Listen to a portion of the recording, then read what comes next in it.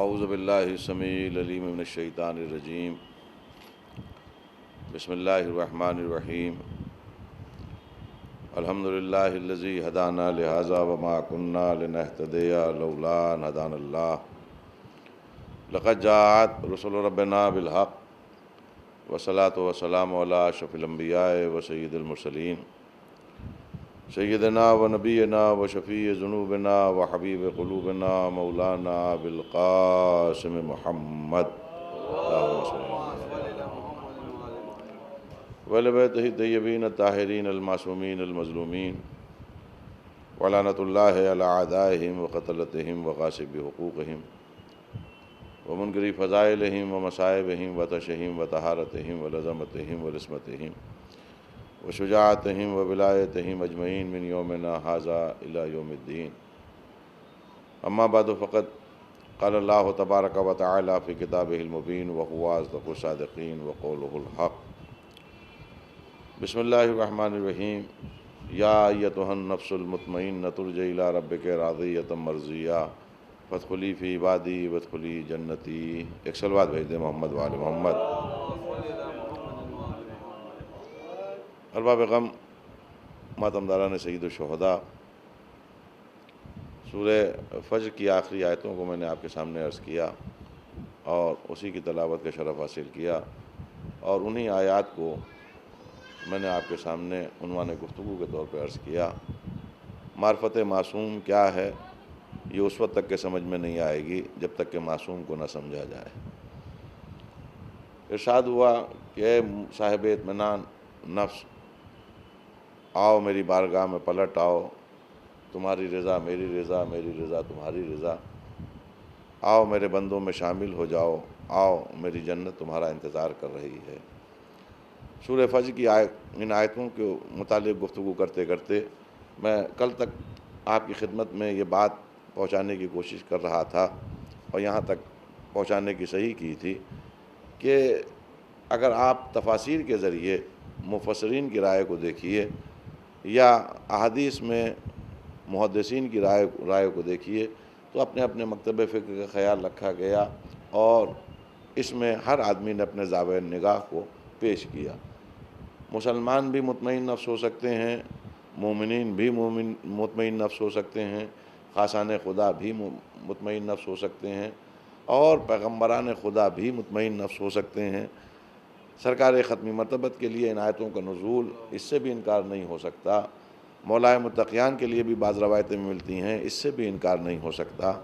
جہاں تک میں یہاں تک بات لایا تھا آپ کے سامنے کہ بے شک محمد اور آل پاک مطمئن نفوس ہیں اور انہی کے لیے ان آیتوں کا نزول ہوا، لیکن اگر اس میں باقاعدگی کے ساتھ اور غور کر کے دیکھا جائے تو فقط و فقط حسین ہیں ان آیتوں کے مصداق۔ یہاں تک کہ میں نے آپ کے سامنے عرض کیا تھا کہ اگر اس ہنگام کو دیکھیے، اس کربلا کے واقعے کو دیکھیے، اور اس ہنگام میں ایسا لگ رہا ہے کہ معبود اپنے پیارے بندے کو پکار رہا ہے، آواز دے رہا ہے کہ پلٹا پلٹا اپنے رب کی طرف، اس انداز میں کہ اللہ تجھ سے راضی اور تو اپنے رب سے راضی، سوائے آقا حسین کے کوئی دوسرا نظر نہیں آ رہا ہے۔ اب ایک آخری بات عرض کر دوں اس ذیل میں، وہ یہ کہ اگر سورہ فجر کی ابتدا سے لے کر انتہا تک دیکھا جائے تو بات خود بخود کھل کے سامنے آتی ہے کہ اس سے مراد کون ہے۔ دیکھیے آغاز ہوا اس سورہ کا والفجر، بسم اللہ الرحمن الرحیم، والفجر، ایک صبح کی قسم، ولیال العشر، اور 10 راتوں کی قسم۔ اور اس کے بعد میں لگا کہ جیسے چیپٹر کلوز ہو گیا، اب قوم عاد کا تذکرہ ہو رہا ہے، قوم سمود کا تذکرہ ہو رہا ہے، فرعون کا تذکرہ ہو رہا ہے، اور محشر کے ہنگام کا تذکرہ ہو رہا ہے۔ اول ایک آواز آئی سورہ میں، ایک صبح کی قسم، 10 راتوں کی قسم، پھر قوم عاد کا تذکرہ، قوم سمود کا تذکرہ، فرعون کا تذکرہ، محشر کے ہنگام کا تذکرہ، جنت و جہنم میں جانے والوں کا تذکرہ، اور آخر میں جب چیپٹر کلوز ہونے لگا، سورہ تمام کی منزلوں پہ پہنچا تو آواز آئی یا ایتھا النفس المطمئنۃ ارجعی الی ربک راضیۃ مرضیہ، اے مطمئن نفس آ پلٹ آ اپنے رب کی طرف، اس انداز میں کہ اللہ تجھ سے راضی اور تو اپنے رب سے راضی۔ اگر بیچ کا پورشن ہٹا دیا جائے، قوم عاد کا تذکرہ اور قوم سمود کا تذکرہ اور فرعون کا تذکرہ اور دوسرے قیامت کے مرحلوں کو جو بیان کیا گیا ہے، اس کو ہٹا دیے اور پہلی 2 آیتوں کو، آخری 4 آیتوں کو سامنے رکھیے، تو خود بخود ایک اشارہ مل رہا ہے کہ اس سے مراد کون ہے. دیکھیے آپ غور فرمائیں، اس سے اشارہ مل رہا ہے اس لیے کہ ایک صبح کی قسم، اب آپ توجہ دیے گا، ایک صبح کی قسم، 10 راتوں کی قسم، ایک صبح کی قسم، 10 راتوں کی قسم، اے مطمئن نفس پلٹا اپنے رب کی طرف. جب اس طرح آپ غور کریں گے تو صبح بھی سمجھ میں آ جائے گی، 10 راتیں بھی سمجھ میں آ جائیں گی، مطمئن نفس بھی سمجھ میں آ جائے گا. ایک صبح بھی نظر آ رہی ہے کربلا میں جیسے صبح عاشور کہا جاتا ہے، 10 راتیں بھی نظر آ رہی ہیں کربلا میں، اور وہ مطمئن نفس بھی نظر آ رہا ہے کہ جو ہر امتحان کے اوپر اپنے معبود سے سوال کر رہا ہے کچھ اور ہو تو عطا کر، میں امتحان دینے کو تیار ہوں، سوائے آقا حسین کے کوئی دوسرا نہیں ہے، کوئی دوسرا نہیں ہے. اب یہاں پر ایک مسئلہ اور، اس لیے کہ یہ ذہنوں میں خیال آ سکتا ہے کہ صاحب یہ مطمئن نفس حسین ہیں باقی کوئی اور نہیں ہے. سب ہیں. دیکھیے مدارج ہیں، سب کے مرتبے ہیں. میں ایک مثال آپ کے سامنے عرض کروں کہ تقریباً 100 ڈنڈوں کی ایک سیڑھی ہے اور آخری منزل کے اوپر جہاں تک پہنچنا ہے وہاں پہ تمام اعزازات رکھے ہوئے ہیں، تمام انعامات رکھے ہیں، لیکن شرط یہ ہے کہ ان زینوں کو چڑھ کے وہاں تک تمہیں آنا ہے. تو امتحان دینے کے لیے لوگ وہاں پہ تیار ہوئے، زینے چڑھنا شروع کیے، لیکن ایک منزل آئی کہ جہاں پہ وہ تھکن سی محسوس کرنے لگے، پریشان ہونے لگے، تو انہوں نے کہا اب میرے بس کی بات نہیں ہے. کوئی اور آگے بڑھ گیا، لیکن آگے بڑھنے کے بعد تھک کے بیٹھ گیا. کوئی 20 ڈنڈوں تک پہنچا، وہاں پہ جا کر رک گیا. کوئی 25 دنوں تک پہنچا اور وہاں پہ جا کر رک گیا. کوئی 30 دنوں تک پہنچا اور وہ وہاں جا کر رک گیا. کوئی 50 ہمت کرتے ہوئے 50 منزل تک پہنچ گیا، لیکن اس کے بعد اس کی سکت جاگتی رہی اور اس سے برداشت نہ ہو سکا امتحان دینا، تو وہ رک گیا. یہاں تک کہ کوئی 80 زینوں تک پہنچ گیا، وہاں پہ جا کر رک گیا. مطمئن یہ بھی ہیں جو پہلے زینے تک آئے تھے، مطمئن یہ بھی ہیں جو دوسرے زینے تک پہنچے تھے، مطمئن یہ بھی ہیں جو 5ویں زینے تک پہنچے تھے، مطمئن وہ بھی ہے جو 50ویں زینے تک پہنچا تھا. لیکن یہاں شرط یہ ہے کہ راضیتاً مرضیہ کا اعزاز اسی کے نام ہے جو یہاں تک آئے گا. بس بڑے بڑے لوگ امتحان کی منزل میں اطمینان کا مظاہرہ کرتے کرتے منزلوں کو آگے بڑھتے دیکھ اور مشکلوں اور سختیوں کو دیکھ کر گھبرا گئے اور اپنے آپ کو بیک کیا. تاریخ انسانیت میں فقط حسین ہے کہ جو ایک کے بعد دوسری منزل اور دوسری منزل کے بعد تیسری منزل، یہاں تک کہ آخری منزل پر پہنچ کے ایک سوال کیا کہ پروردگار کچھ اور، آواز قدرت آئی بس آئے حسین بس. ایک درود بھیج دیجیے محمد وآل محمد. ہاں اس ماحول میں اس موضوع کا انتخاب ہی غلط تھا، اس لیے کہ ہر نئے روز میں نے عرض کیا آپ کے سامنے کہ ہر نئے روز نئے چہرے ہوتے ہیں.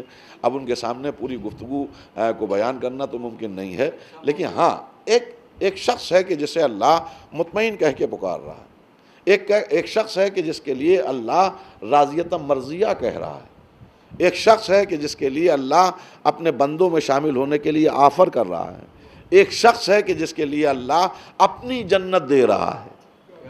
اب ان مرحلوں میں اگر انسانوں کو دیکھیے، عابدین کو پائیے، تو آپ اکثر عبادت گزاروں کی اور بندگان خدا کی ان چاروں چیزوں میں ایک چیز کے سلسلے میں، ایک انعام کے سلسلے میں، ایک آفر کے سلسلے میں تمنائیں ہیں.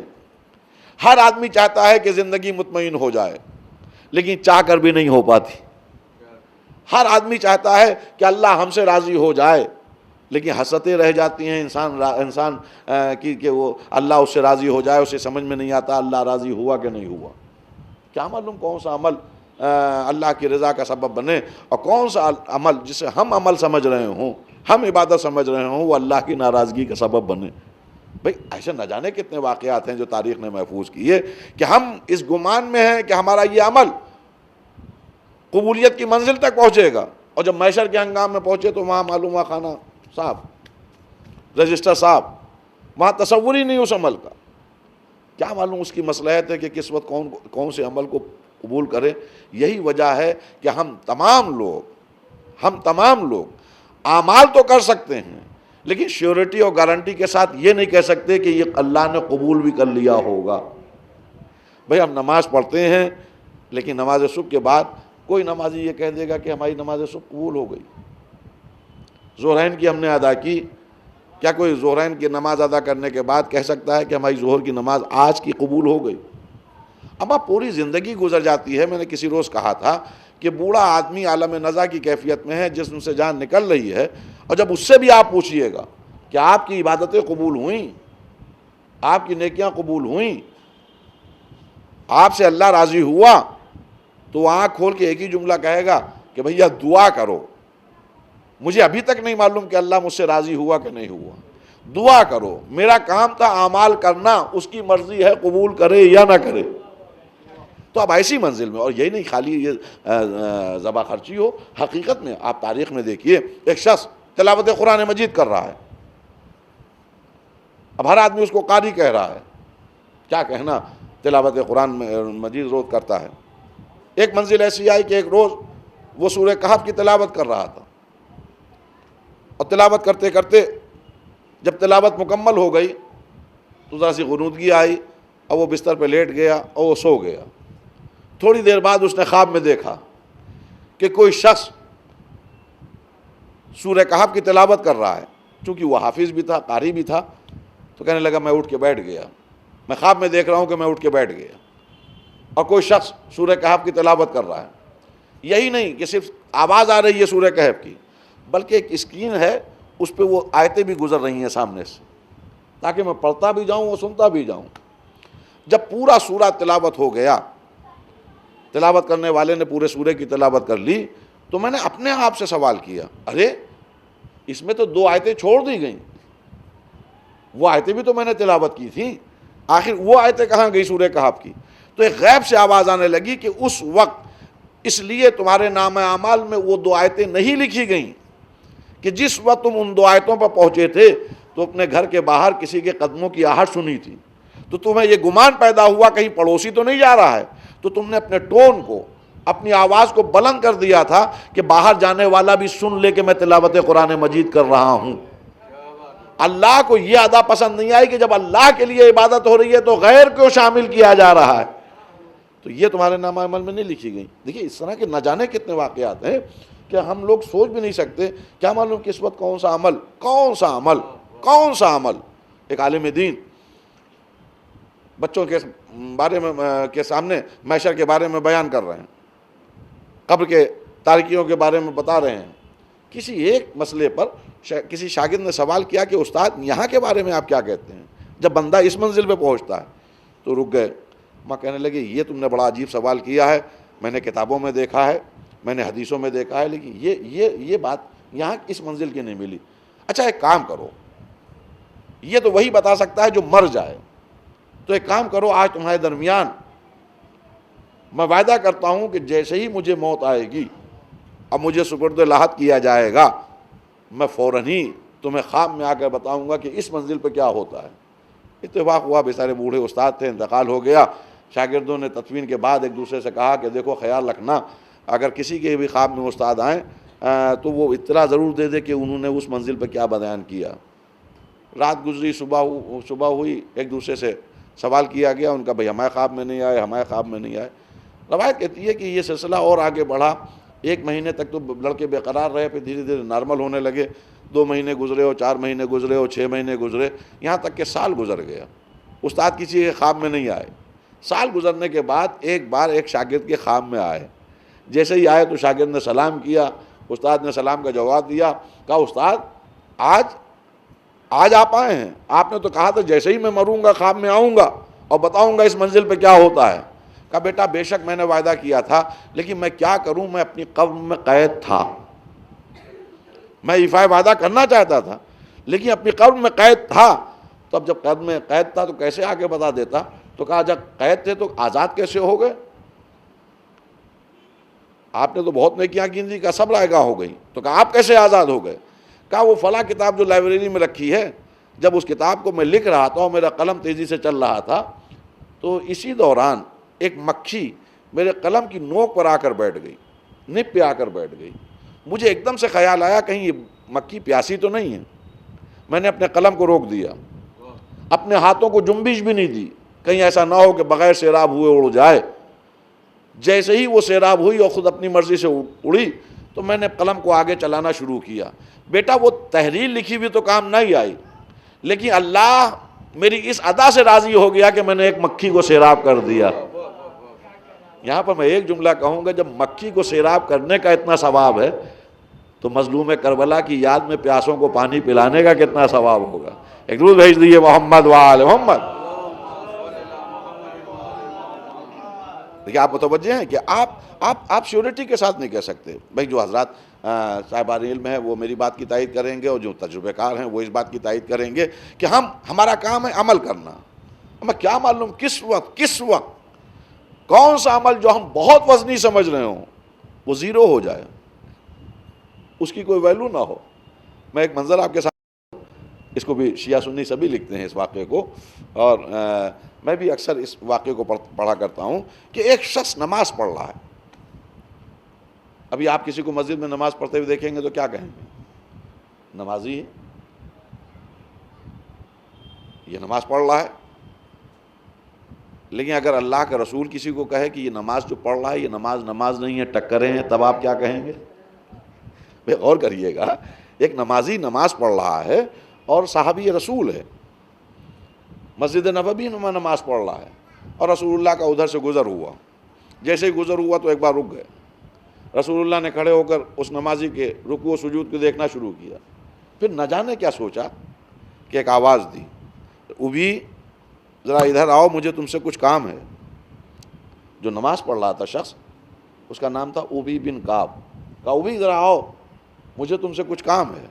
اب بیچارے دو راہے پہ کھڑے ہو گئے، کیا کروں، نماز کو کنٹینیو رکھوں یا رسول اللہ کی آواز پہ لبیک کہوں؟ ایک طرف اللہ کی نماز ہو رہی ہے، ایک طرف نماز لانے والا آواز دے رہا ہے۔ اب مخمصے کا شکار ہو گئے، کروں تو کیا کروں؟ آخر میں نے فیصلہ کیا کہ محمد تو پیغام لے کے آئے ہیں، اصل چیز ہے نماز۔ دیکھیے یہی غلطیاں آج بھی ہو رہی ہیں، یہی غلطیاں آج بھی ہو رہی ہیں کہ اصل چیز تو ہے نماز جو اللہ کے لیے ہے، چلو نماز پڑھو بعد میں دیکھا جائے گا۔ پھر دوران نماز دوبارہ رسول اللہ نے آواز دی، اللہ کا رسول تمہیں آواز دے رہا ہے، تم آواز پہ لبیک کیوں نہیں کہتے؟ پھر بھی نماز پڑھتے رہے۔ تیسری بار پھر نبی نے آواز دی، اے اللہ کے رسول کی آواز کے اوپر تم لبیک نہ کہو گے؟ کیا ہو گیا ہے تم کو؟ جس پہ غور کریے تو ایک عجیب غریب بات ہے۔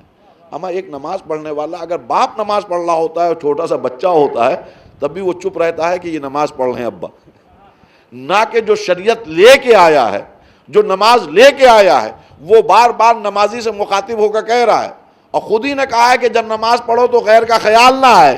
ایک درود بھیج دیئے محمد وآل محمد۔ اے بھیا باواز بلند صلوات بھیج دیئے محمد وآل محمد۔ بھئی آپ کچھ چیزیں عجیب و غریب تعجب خیز ہوتی ہیں، ہمارے نبی کہہ رہے ہیں، ایک بار بار کہہ رہے ہیں آؤ ادھر آؤ، جبکہ وہ خود ہی نے بتایا کہ جب نماز پڑھو تو نہ ادھر لیفٹ نہ رائٹ بٹ ٹو دا گول، تمام تر توجہات کو مبذول کرو، اللہ کی بارگاہ کی طرف قربتاً اللہ کہو تو غیر کا خیال نہ آئے۔ اور آپ بھی بار بار کہہ رہے ہیں آؤ ادھر آؤ، میں تمہیں پکار رہا ہوں، میں تمہیں پکار رہا ہوں۔ جب تیسری بار پکارا تو اس صحابی نے اپنی نماز کو مکمل کیا اور بھاگتا ہوا نبی کی خدمت میں حاضر ہوا، سر جھکا کے کھڑا ہو گیا۔ غور کیجئے گا یہ منظر، سر جھکا کے کھڑا ہے۔ اب ظاہر ہے کہ بہت سے لوگ ہوں گے، نبی کریم تنہا تو نہیں ہوں گے، اب وہ ایک مجرم کی حیثیت سے کھڑا ہے۔ کیا کر رہے تھے تم؟ پھر ایک عجیب سوال، میں ایک جملہ عرض کروں، اما جو سوتے میں بھی جاگتا ہو اور امت کے حالات سے باخبر ہو، وہ کہہ رہا ہے تم کیا کر رہے تھے؟ جو سامنے عمل کر رہا ہے اس سے سوال کر رہے ہیں تم کیا کر رہے تھے؟ تو اس نے گھبرا کے کہا کہ کنت اصلی یا رسول اللہ، اے اللہ کے رسول، اے حبیب خدا، میں نماز پڑھ رہا تھا۔ بس روایت کہتی ہے جیسے ہی کہا میں نماز پڑھ رہا تھا، تیوریوں پر بل پڑ گئے۔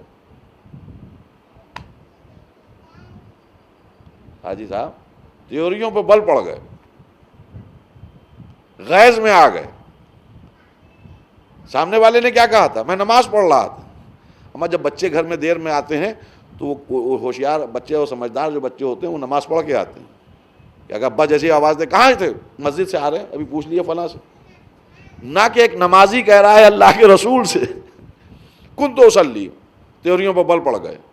اور کس کے تیوریوں پر بل پڑے؟ ایک منٹ کے لیے رک جائیے، کس کے تیوریوں پر بل پڑے؟ کس کی جبیں پر شکنیں پڑی؟ کون غیظ میں آیا؟ اما جس کے سامنے کانٹے بچھائے جاتے تھے وہ تیوریوں پر بل نہیں پڑے، جس کے اوپر کوڑا پھینکا جاتا تھا وہ تیوریوں پر بل نہیں پڑے، جس کے سامنے کانٹے بچھائے جائیں، کوڑا پھینکا جائے، پتھر مارے جائیں، مصائب کی آماجگاہ بنے، لیکن ہمیشہ مسکراتا ہوا چہرہ نظر آیا۔ آج ایک نمازی اس سے کہہ رہا ہے، پتھر مارنے والا نہیں، کوڑا پھینکنے والا نہیں، کانٹے بچھانے والا نہیں۔ میں کیا عرض کر رہا ہوں عزیزان گرامی، ایک نمازی کہہ رہا ہے کہ میں نماز پڑھ رہا تھا، تیوریوں کو بل پڑ گئے، غیث کے عالم میں کہنے لگے تمہیں نماز کس نے بتائی؟ کہ سرکار آپ نے بتائی ہے، آپ کے علاوہ کون بتائے گا؟ آپ دین لے کر آئے ہیں، شریعت لے کر آئے ہیں، آپ ہی کی وجہ سے ہم مسلمان ہوئے، ورنہ تو ہم تو وحشی تھے، ہم تو جنگلی تھے۔ آپ ہی نے طریقہ بتایا ہے کہ جب نماز پڑھو تو اس انداز سے پڑھو، روزہ رکھو تو اس انداز سے روزہ رکھو، تو آپ ہی نے بتایا ہے۔ تو رسول اللہ نے ایک تاریخی جملہ کہا، افسوس بھی جو چیز بتائی گئی اسے قبول کر لیا، اور جس نے بتایا اسے بھول گئے۔ یاد رکھو تمہاری نماز نماز نہیں ہے جب تک کہ مرضی محمد نہ ہو۔ یعنی رسول اللہ نے ایک پیغام دے دیا کہ اللہ اس وقت تک کے کام نہیں آ سکتا جب تک کہ محمد کی رسالت کی گواہی نہ ہو۔ ایک درود بھیج دیئے محمد وآل محمد۔ ہاں اللہ کافی، اللہ کافی، بس اللہ اللہ اللہ اللہ، یہ بھی شرک اور یہ بھی بدعت، جو کچھ ہے اللہ ہے۔ تو رسول اللہ نے پہلے ہی دن اعلان کر دیا کہ یاد رکھو میری مرضی کے بغیر تمہاری نماز نماز نہیں ہے۔ اب یہاں تک آ گیا ہوں تو ایک واقعہ ضرور عرض کروں گا، ایک صلوات بھیج دے محمد وآل محمد، کہ اللہ بغیر محمد رسول اللہ نہیں ملے گا، اور محمد رسول اللہ بغیر علی ولی اللہ کے نہیں ملے گا، بغیر ولایت علی کے نہیں ملے گا۔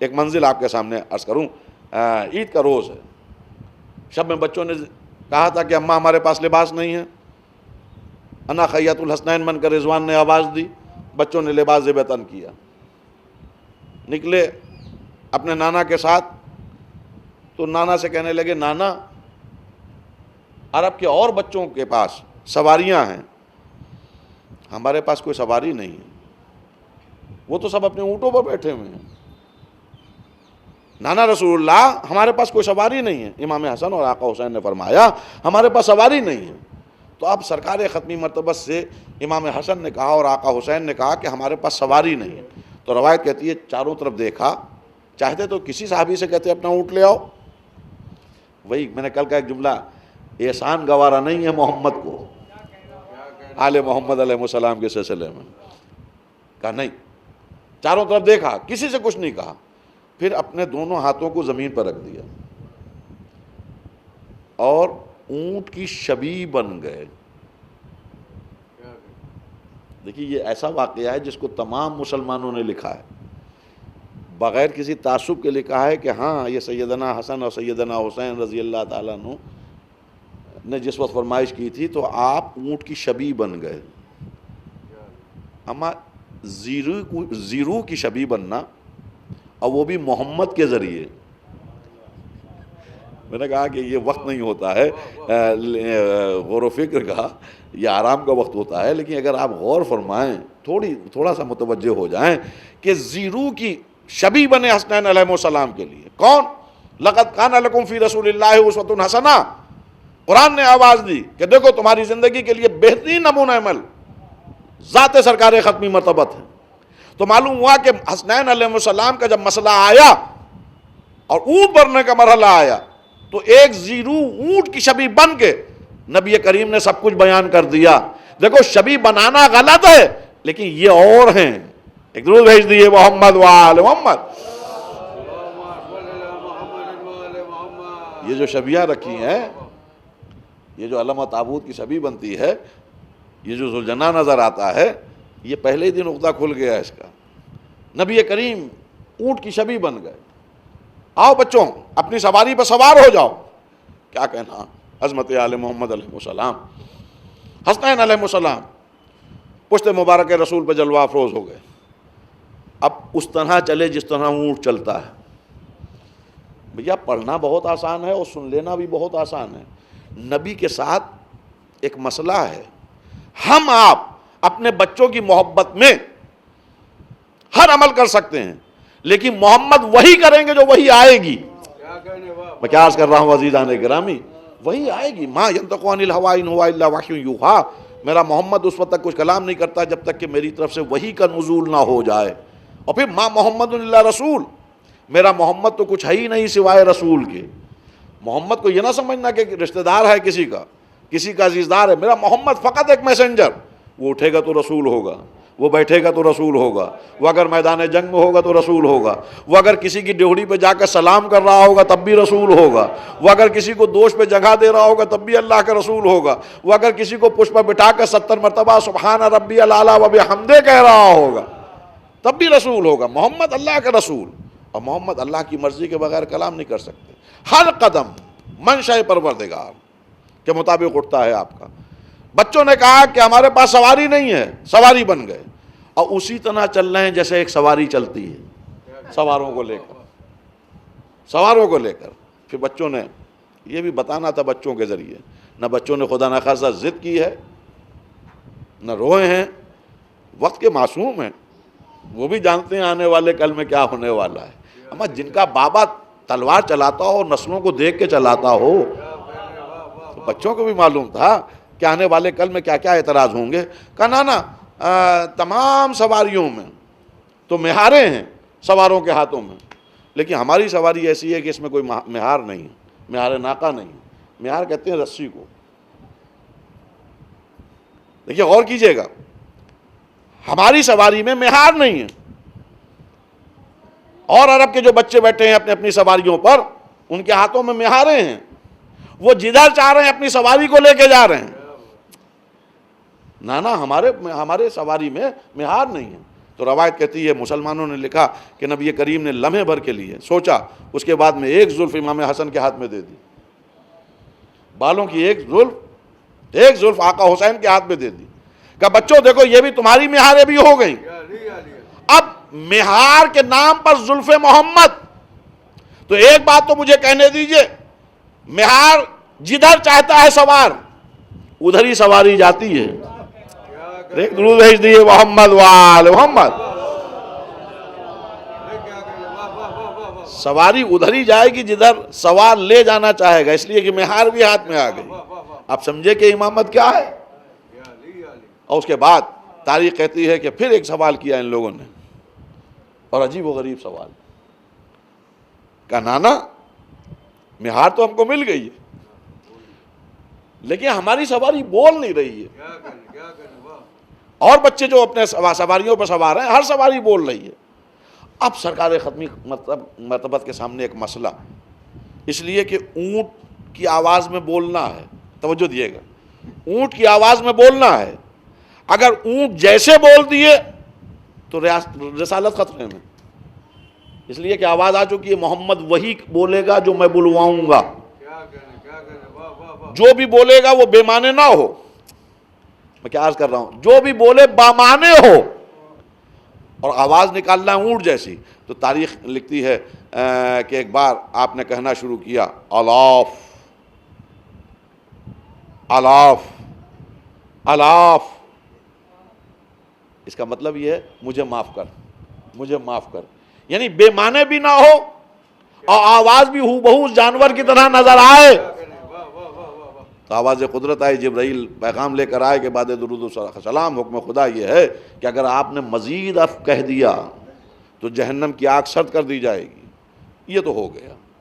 میں نے یہ واقعہ اس لیے سنایا, کچھ لوگ بھی جمع ہو گئے اللہ کا شکر ہے, اور اس لیے بھی سنایا کہ لا الہ الا اللہ اس وقت تک کہ نصیب نہیں ہے جب تک کہ محمد الرسول اللہ کا اقرار نہ ہو جائے, اور محمد الرسول اللہ کا اقرار بھی اس وقت تک کہ نامناسب ہے جب تک کہ ولایت امیر المومنین کا اعلان نہ ہو جائے. اب میں آپ کے سامنے عرض کر رہا ہوں اس کی دلیل. ایک منزل یہ ہے کہ ایک نماز پڑھنے والا نماز پڑھ رہا تھا, نبی نے آواز دی, اس نے نماز کو فوقیت دی. اما نماز تو اللہ کے لیے ہے, یہ تو دین لے کر آئے تھے. تو نبی نے آواز دی, یاد رکھو تمہاری نماز نہیں ہے جب تک کہ میری مرضی نہ ہو. یعنی لا الہ الا اللہ نامکمل ہے جب تک کہ محمد رسول اللہ نہ ہو. اب یہ تیسری منزل, بچے چلے جا رہے ہیں, سواری الاف الاف بھی کہہ چکی ہے, مہار ناقہ کے طور پر زلف محمد بھی ہاتھوں میں ہیں, جدھر امام چاہ رہے ہیں ادھر سرکار ختمی مرتبت تشریف لے جا رہے ہیں. ایک بار صحابہ کرام نے جیسے ہی یہ منظر دیکھا تو خوشنودی نبی میں, بڑے بڑے عجیب لوگ تھے, کچھ محبت میں آئے کچھ مصلحتاً آئے. اور آ کے کہنے لگے رسول اللہ کو دیکھا کہ آپ سواری بنے ہوئے ہیں اور دیکھا حسنین علیہ السلام کو کہ آپ سوار ہیں، تو مخاطب ہوئے شہزادوں سے، امام حسن اور سے آقا حسین سے۔ دیکھیے اگر متوجہ ہوں تو شاید ایک منزل تک پہنچیں گے اور آپ کو لطف آئے گا کہ جیسے ہی صحابہ کرام نے اس منظر کو دیکھا، بھاگتے وہ سواری کے قریب آئے اور شہزادوں سے مخاطب ہوئے جو سوار بنے ہوئے تھے، پشت مبارک رسول پہ سوار تھے، ان سے مخاطب ہوئے اور مخاطب ہو کے کہنے لگے بچوں، شہزادوں، کیا خوش نصیب ہو کہ اتنی اچھی سواری پائی، کیا خوش نصیب ہو کہ اتنی اچھی سواری تمہیں ملی۔ یعنی محمد کی پشت، بس جیسے ہی کہا کیا اتنی اچھی سواری ملی، ابھی تک جو سواری خاموش تھی اس نے پلٹ کے دیکھا، وہاں پہ بھی تیوریوں پہ بل، اور نبی کریم نے صحابہ سے مخاطب کر کے کہا کیا بک رہے ہو، یہ کیوں نہیں کہتے کتنے اچھے سوار ہیں، یہ کیوں نہیں کہتے کتنے اچھے سوار ہیں۔ یعنی رسول اللہ نے بھی کہہ دیا فقط محمد رسول اللہ مجھے گوارا نہیں ہے جب تک کہ علی ولی اللہ نہ ہو جائے۔ درود بھیج دیے محمد وآل محمد، جب تک کہ علی ولی اللہ ولایت امیر المومنین کی گواہی نہ ہو جائے۔ ہاں عزیزان گرامی، یہ ولایت کی گواہی یہ لا الہ الا اللہ کو بھی مستحکم کرتی ہے اور محمد کی رسالت کو بھی مستحکم کرتی ہے۔ ولایت کے بغیر نہ دین ہے، نہ نماز ہے، نہ روزہ ہے، نہ حج ہے، نہ خمس ہے، نہ سب بیکار اگر ولایت آل محمد علیہ السلام سے وابستہ آپ نہیں ہیں۔ میں ایک منظر آپ کے سامنے عرض کروں، مرنا سب کو ہے، موت سب کو آئے گی، جو بھی آیا ہے وہ بٹ نیچرل اس کو واپس جانا ہے۔ ایک منزل آپ کے سامنے عرض کر رہا ہوں تاکہ سمجھ میں آئے ولایت آل محمد کیا ہے، ولایت امیر المومنین علیہ السلام کیا ہے۔ یہ واقعہ میرا نہیں ہے، کسی مولوی صاحب کا نہیں ہے، ہمارے چھٹے امام صادق آل محمد امام فرماتے ہیں کہ جب انسان مرتا ہے اور اس کو سپرد لاحت کیا جاتا ہے اور لوگ چھوڑ کے چلے آتے ہیں اس کو، تو کیا سمجھتے ہو، کیا وہ اکیلا ہوتا ہے؟ کہ فرزند رسول ہمیں تو یہی معلوم ہے کہ وہ اکیلا ہوتا ہے، کہ وہ اکیلا نہیں ہوتا ہے، کہ پھر کہ اس کے ساتھ 6 صورتیں بھی ہوتی ہیں۔ اس آدمی کے ساتھ اس کی قلب میں 6 صورتیں بھی ہوتی ہیں۔ کہ یہ صورتیں کاہے کی ہوتی ہیں؟ کہ یہ اس نے جو نیکیاں زندگی میں کی ہوتی ہیں، اللہ ان نیکیوں کی صورتیں بنا کے اس کی قلب میں اس لیے پہنچا دیتا ہے کہ وہاں اجنبیت کو اسے احساس نہ ہو، کوئی نہ کوئی مونس نظر آئے، اس کی کم سے کم نیکیاں اس کے سہارے ہوں۔ تو پھر امام کہتے ہیں جب سب لوگ چھوڑ کے چلے آتے ہیں تو ایک سراہنے صورت ہوتی ہے، ایک پہتیانے صورت ہوتی ہے، ایک اس پہلو کے اوپر، ایک اس پہلو کے پاس، اور ایک اس بازو کے پاس، ایک اس بازو کے پاس۔ پھر فرماتے ہیں جو سرہانے صورت ہوتی ہے وہ سب سے سوال کرتی ہے، مننتے مننتے مننتے مننتے مننتے صورتوں سے، تم کون ہو، تم کون ہو، تم کون ہو۔ وہ صورتیں ہر سوال کے اوپر جواب دیتی ہیں۔ کوئی کہتی ہے انا صلاۃ، میں نماز ہوں، اس کی نیکی نماز کی صورت میں ایک صورت بن کے آئی ہوں۔ کوئی کہتی ہے میں زکوٰۃ ہوں، کوئی صورت کہتی ہے کہ میں جو اطاعت والدین کی ہے اس کی صورت بنی ہوں، کوئی صورت کہتی ہے کہ میں نے جو صلہ رحمی کی تھی اس شخص نے اس کی صورت بنی ہوں۔ تو ہر صورت اپنا تعارف دیتی ہے۔ جیسے ہی سراہنے والی صورت، سر کی طرف والی صورت سوال کرتی ہے تم کون، کہتی ہے میں یہ میں یہ میں یہ میں یہ میں یہ۔ تم لوگوں کا اس قوم میں آنے کا کام کیا ہے؟ توجہ سے سنیے گا، کیوں آئی ہو، کس وجہ سے آئی ہو؟ کہ ہمارا کام ہے کہ اگر اس کی برائیوں کے سبب سے جو بری صورتیں بنی ہیں جب عذاب کی شکل میں اس کی قلب میں داخل ہونا چاہیں تو ہمارا کام ہے ان کو نکالنا، اس کے بدن کو بچانا، دفاع کرنا۔ کا مطلب کہ اگر پیتیانے سے حملہ ہو عذاب کا کوئی تو میرا کام ہے میں اس کو باہر نکال لوں، اگر پہلوؤں سے حملہ ہو تو ہمارے کام ہے کہ ہم انہیں باہر نکالیں۔ اگر بازوؤں کی طرف سے حملہ ہو تو ہمارا کام ہے کہ ہم انہیں باہر نکالیں. کہا اتنا ہی کام ہے؟ کہا ہاں اسی لیے آئی ہو. کہا اسی لیے آئے تاکہ کوئی عذاب اس کے بدن کو نقصان نہ پہنچا سکے. اب جب یہ پانچوں صورتوں نے اپنی وجہ بتا دی، اپنا سبب بھی بتا دیے کہ ہم کیوں آئے ہیں، تو پھر پانچوں صورتیں، روایت کہتی ہے، بلکہ روایت کے امام فرماتے ہیں کہ یہ پانچوں صورتیں مل کے اس سراہنے والی صورت سے سوال کرتی ہیں. تم نے ہمارا تعارف لے لیا، ہمارا انٹروڈکشن لے لیا، ہمارے بارے میں معلوم کر لیا، ہمارے یہاں آنے کی وجہ بھی دریافت کر لی. اب یہ بتاؤ، سنیں گے آپ، یہ بتاؤ من انتے، تم کون ہو؟ اس لیے اللہ نے تمہیں انتہائی حسین و جمیل بنایا ہے، انتہائی حسین و جمیل بنایا ہے. اور پھر ایک جملہ اور ہے امام کا، اللہ نے ہم سب میں انتہائی تمہیں نورانی بنایا ہے. یہ بتاؤ من انتے، تم کون ہو؟ تو معلوم ہے سراہنے والی صورت نے کیا کہا؟ جیسے ہی سب نے پوچھا من انتے، تم کون ہو، تو سراہنے والی صورت نے مسکرا کے کہا انا الولایت امیر المومنین. درود بھیج دیے محمد وآل محمد.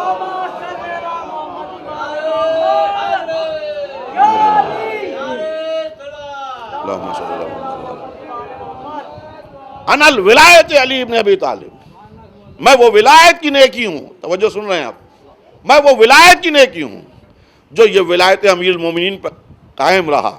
کہ تمہارا کام کیا ہے؟ سنیے کام، تمہارا کام کیا ہے؟ تم اس کے قبر میں کیوں آئی ہو؟ تم نے ہم سے پوچھا، ہم نے بتا دیا.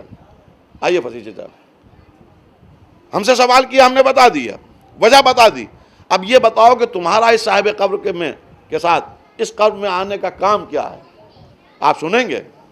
جیسے ہی ان پانچوں صورتوں نے سوال کیا کہ تمہارا اس صاحب قبر کے ساتھ اس قبر میں آنے کی وجہ کیا ہے، تو اس نے کہا ہمارا کوئی کام نہیں ہے. کہا مطلب؟ کہا میرا کام ہے چپ چاپ تم لوگوں کے اوپر نظر رکھنا، میرا کام ہے چپ چاپ تم لوگوں کو واچ کرنا. کا مطلب کہ میں یہ دیکھوں گی کہ عذاب نازل ہو رہا ہے اور تم میں سخت جواب دے رہی ہے دفاع کرنے میں، عذاب قوی ہے، نیکی کی صورت تمہاری کمزور پڑ رہی ہے، اور تم چاہ کر بھی اس عذاب کو اس صاحب قبر پر سے نہیں ہٹا پا رہی ہو. تو میرا کام ہے بڑھ کے تمہارا سہارا بن کے تمہیں قوی بنانا. درود بھیج دیے محمد وآل محمد. عاشور کے دن میں کربلا میں تھا، میری ایک تمنا تھی کہ کربلا جاؤں. تو عاشور میں مجھے آج بھی وہ پتہ نہیں، بچے اللہ ان کو زندہ رکھے جہاں بھی ہوں، 4 5 6 بچے، کوئی ان کے ساتھ گروہ نہیں تھا، کوئی انجمن نہیں تھی. مولا عباس کے حرم ہر 5 منٹ بعد ایک دم سے جوش آتا تھا اور خوب زور سے سینہ پیٹنے لگتے تھے اور ماتم کرنے لگتے. وہی جذبہ. تو یہ ذکر حسین و عزاداری سمجھائی نہیں جاتی، یہ ہماری گھٹیوں میں ہے. اور جب تفسیریں آپ بے پناہ دیکھیے، آل محمد علیہ السلام کی مخالفت بے پناہ دیکھیے، تو ایک بات ہمیشہ یاد رکھیے، میں کبھی پریشان نہیں ہوتا ہوں جب بھی میں دیکھتا ہوں کہ کوئی آل محمد علیہ السلام کے خلاف زبان کھول رہا ہے اور گستاخ بن رہا ہے. میں اکثر خاموش بیٹھا رہتا ہوں. اکثر ہمارے دوست کہتے بھی ہیں اما آپ بہت ٹھنڈے ہیں، تو اپنے کہ ٹھنڈے کی ہونے کی بات نہیں ہے. ایک حدیث کا پہرا بیٹھا ہوا ہے، یا علی تم سے وہی محبت کرے گا جو حلالی ہوگا. یہ آل محمد کی سرکار ہے. اما جب خونی میں حلال ہے ہی نہیں تو اس سے کیا بھروسہ کہ یہ آل محمد کا طرفدار ہوگا؟ طرفدار وہی ہوگا جس کا خون پاک ہوگا. ایک اور درود بھیج دیجیے محمد والو. ہاں یہ بحث کرنے کی ضرورت ہے. میں اکثر اس کو اوائڈ کرتا ہوں. اوائڈ کرنے کا سبب بھی یہی ہے.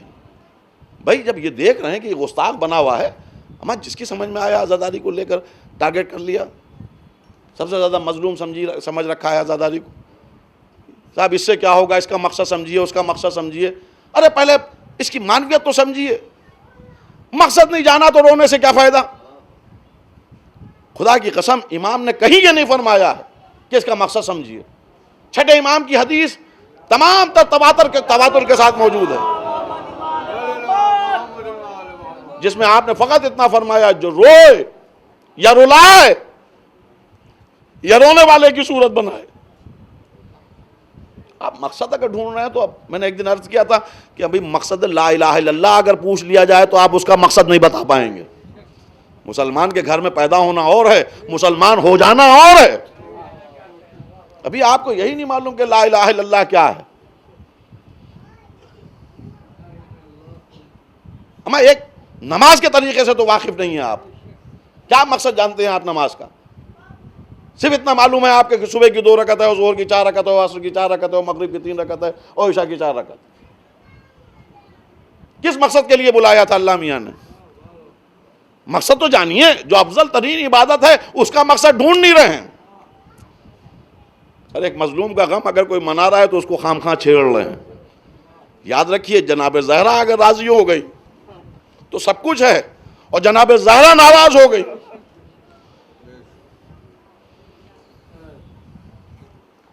بس عزیزان گرامی, میں نے آج کی مجلس کو تمام کیا. یاد رکھیے گا یہ فرش عزائے حسین, یہ مجلس عزائے حسین, یہ عزاداری ہے سید الشہداء. بے شک آقا حسین کا غم ہے, لیکن اصل میں اس کی منتظمہ ہے جناب زہرا سلام اللہ علیہ. وہ بی بی ہے, وہ شہزادی ہے, جس کے لیے معصوم فرماتے ہیں کہ اگر جناب میری جدہ کو راضی کر دیا تو تمہارے لیے جنت کے مکانوں, جنت میں قصر کے ہم ضامن ہیں. چھٹے امام نے ایک شخص سے کہلوایا تھا کہ جاؤ اس نے میری جدہ کو راضی کیا ہے تو میری طرف سے سلام کہہ دو, اور کہہ دینا اس کے لیے جعفر صادق جنت میں قصر کا ضامن ہے, مکان کا بھی نہیں, محل کا ضامن ہے. اور اس کے بعد میں جانے والے سے کہنے لگے سنو, فقط جعفر صادق ضامن نہیں ہے, اس کا جد رسول اللہ بھی ضامن ہے, علی مرتضیٰ بھی ضامن ہے, حسن مجتبیٰ بھی, حسین شہید بھی, علی ابن الحسین بھی, محمد ابن علی بھی, اور یہ سلسلہ عصمت جہاں تک جاری رہے گا سب ضامن. اما عقل کے ناخون لیجئے, 12 نہیں 13 ضامن. 14 معصومین میں جناب زہرا کو راضی کر کے 13 ضامن ہیں. ان کے دروازے کا, ان کی ڈیہڑی کا نوکر بہلول اگر کسی کو جنت دے دیتا ہے تو واپس لیتا نہیں.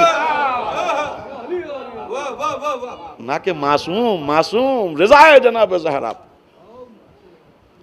اور جناب زہرا جس سے ناراض ہوئی ہیں اس کے لیے آل محمد علیہ السلام نے ذرہ برابر بھی, جس پہ وہ وقت کے معصوم ہیں, صابر ہیں, اپنے دشمن کو شیر پلانے والے ہیں, لیکن ذرہ برابر بھی نرم رویہ نظر نہیں آئے گا. آپ ایک کتاب ہے ابھی جس طرح نہج البلاغہ ہے, اسی طرح بلاغت الحسین, مولا متقیان کے خطبوں کی, مولا امام حسین علیہ السلام کے خطبات کی, اور آپ کی وصیت واقع کربلا کی طرف, واقع کربلا کے سلسلے میں جو جہاں جہاں آپ پہنچے ہیں اور جہاں جہاں آپ نے خطبہ دیا ہے اور کس کو خط لکھا ہے یا کس کے خط کا جواب دیا ہے, اس کو پڑھیے تو آپ کو حیرت ہوگی کہ ایک جگہ فرماتے ہیں ایھا الناس, میرا بابا قسیم النار والجنہ ہے, اور تم نے سنا ہے میرے نانا نے فرمایا تھا کہ ہم جوانان جنت کے سردار ہیں.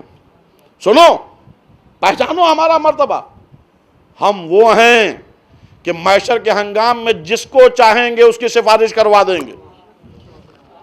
یہ میں نہیں کہہ رہا ہوں عزیزان کرام, یہ ہمارا آقا سید الشہداء مظلوم کربلا آقا حسین فرما رہے ہیں, جس کی چاہوں گے سفارش ہم دونوں بھائی کروا دیں گے. اور اس کے بعد میں ایک عجیب معنی خیز جملہ ہے, اب اس وقت ممبر سے بیان نہیں کر سکتا, چینل پہ بھی باقاعدہ دکھایا جائے گا, لیکن ہاں اتنا ضرور ہے, بڑا معنی خیز جملہ. امام نے فرمایا محشر کے ہنگام میں جو بھی ہوگا اگر وہ ہم سے کہے گا تو ہم اس کو بخشوا دیں گے, مگر 2 ایسے ہوں گے جو تڑپ رہے ہوں گے, بے چین ہوں گے, ہمارے آس پاس گھوم رہے ہوں گے اور چاہ رہے ہوں گے کہ یہ بچے, یہ شہزادے ہماری سفارش کرا دیں. واللہ ان ملونوں کی سفارش نہیں کروں گا, اس لیے کہ انہوں نے ہماری جدہ کو ستایا ہے, ہماری جدہ کو رلایا ہے. تو ارباب غم, یہ کربلا ایک مظلومہ کی تمنا کا نام.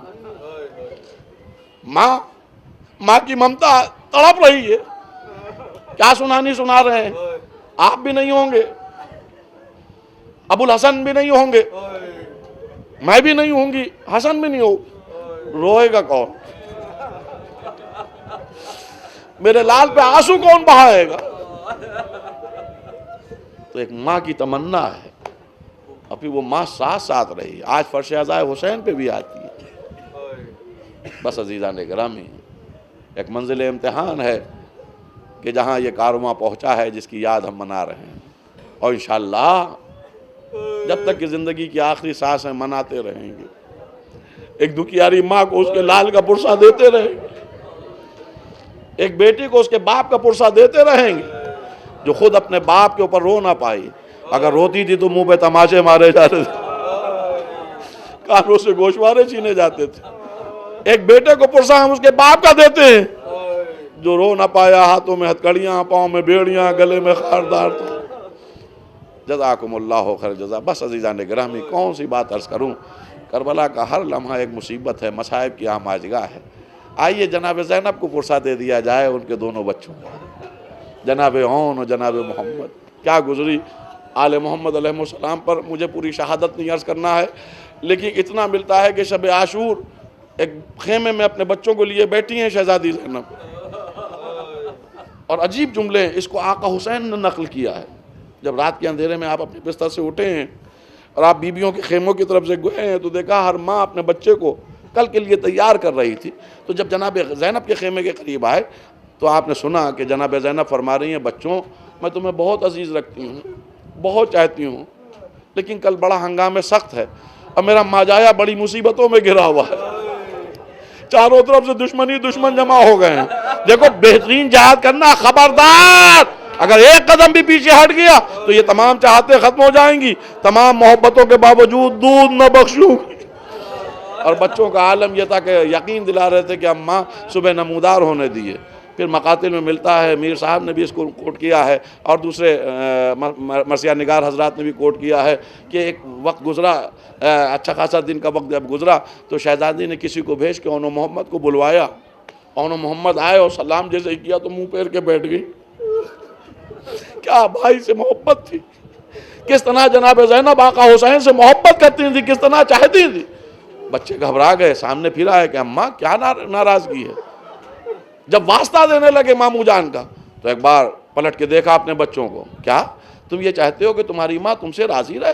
وہاں فلاں کا شہزادہ مارا گیا، فلاں شہزادہ مارا گیا اور فلاں شہزادہ مارا گیا، اور زینب کے بچے ابھی زندہ ہیں، اور پھر ان کو یہ بھی توقع ہے کہ ماں راضی رہے گی۔ یہ سننا تھا کہ بچوں نے ہاتھ جوڑ دیے، اماں اگر یہ بات ہے تو کسی سے پوچھ لیے۔ کئی بار ماموں جان کی خدمت میں ہاتھ، لیکن ماموں جان مننے کی اجازت نہیں دے رہے ہیں۔